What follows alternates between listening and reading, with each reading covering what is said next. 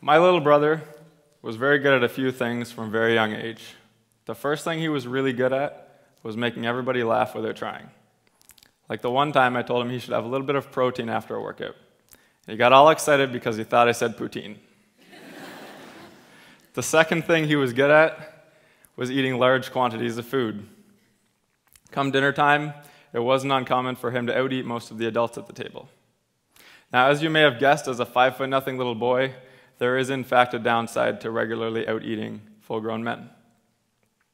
At just 11 years old, I could already see that if nothing else changed, my little brother was headed for an adolescent life littered with teasing and unhealthy eating. As his older brother, I wanted to do something about it.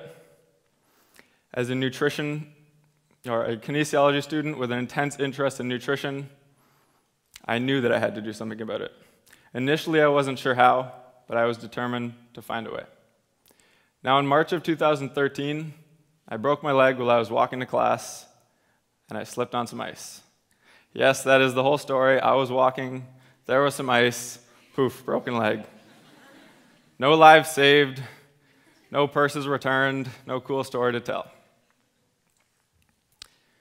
Well, little did I know as I laid there in that quickly melting puddle of ice, waiting for the ambulance to arrive, that this moment would forever change the life of my little brother.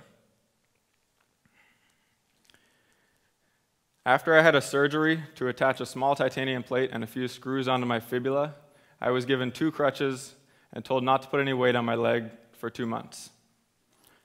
This posed a unique problem, as there was still plenty of snow and ice on the ground, and I still had 2 months left of class spread out over one of the largest campuses in the country. So with that in mind, I made a decision that any other hardworking student in my position would do, and I obviously decided to stop going to classes. Now, with all this free time from studying at home, I had finally figured out how I was going to help my little brother. I knew that what he needed to do was very simple in theory, but very difficult in practice. What he needed to do was change his eating habits. From experience, I knew the things that he needed to change and the things that he didn't. The problem was that communicating this through somebody else would most likely just end up like the childhood game of telephone. The message gets passed along, but with little misunderstandings and misinterpretations along the way, there's not much left of the original message, and everybody's just left confused. And my little brother's eating habits are left unchanged. So keeping that in mind, I made one of the best decisions of my life, and I decided to move back home for the next 2 weeks and make every single meal that my little brother would eat, educating him about proper nutrition along the way. While I was at home, in the kitchen, I often found myself awkwardly trying to maneuver, holding onto 2 crutches, hot pans, and sharp knives. It wasn't very easy. I also had to make sure to take little breaks every few minutes to make sure that the swelling in my ankle wouldn't become unbearable. Now, after just 2 weeks, not only were the results phenomenal, but they were as a result of a strategy that anybody can use. The reason we were able to see such dramatic and positive results, which I'm very excited to share with you later, is that we changed his environment to match his goal. We made his environment work for him instead of against him. This simply meant replacing all of the bad options with healthy ones. Making this uncomplicated adjustment enabled us to easily transform his nutrition from the standard American diet, ironically referred to from its acronym SAD, to wholesome and nutritious without a hitch. Because of the planning, this wasn't the least bit difficult to do. When you remove the unhealthy options, wholesome and nutritious food becomes both Plan A and Plan B. The beauty of this solution is that it takes willpower almost completely out of the equation. Quite simply, if it's not there, you can't eat it. An added bonus to this strategy is that if there's no chips on the counter calling your name, it's likely that you'll just forget about them and completely avoid the feeling of deprivation all at once.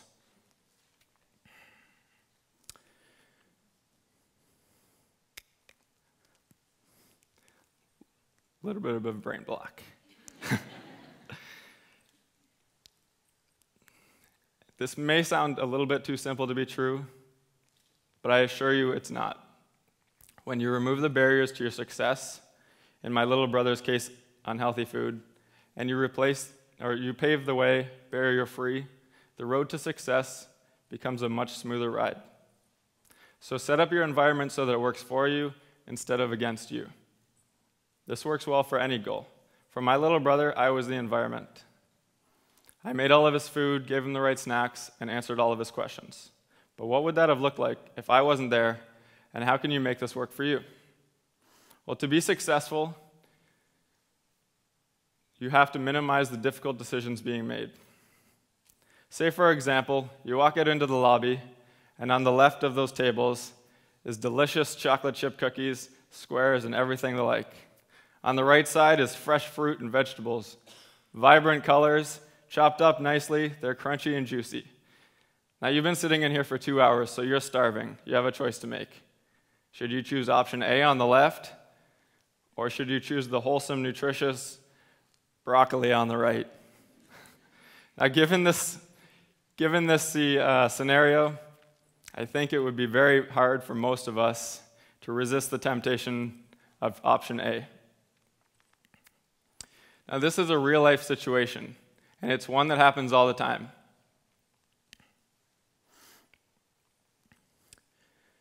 It's very important because of that reason.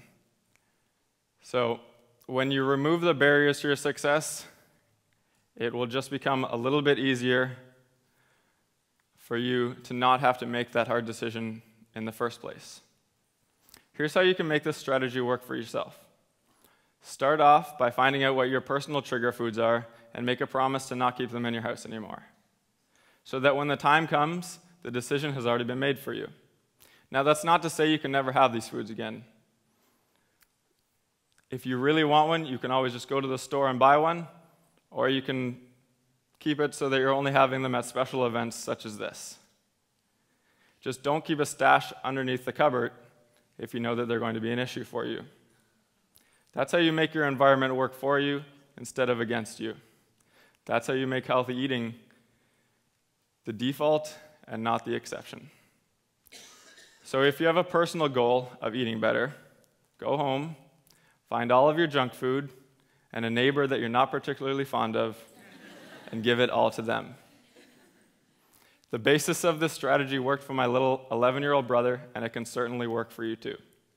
Let me just finish off by sharing the final results of my little brother's lifestyle change.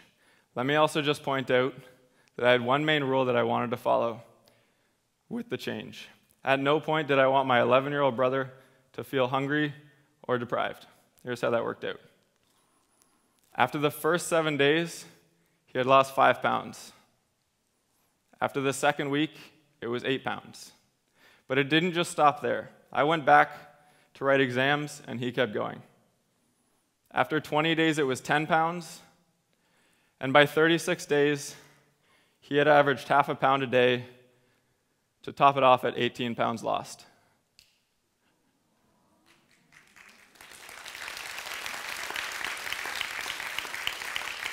If everybody had their environment working for them instead of against them, my little brother's level of success would be the norm. My hope is that one day it will be. Thank you.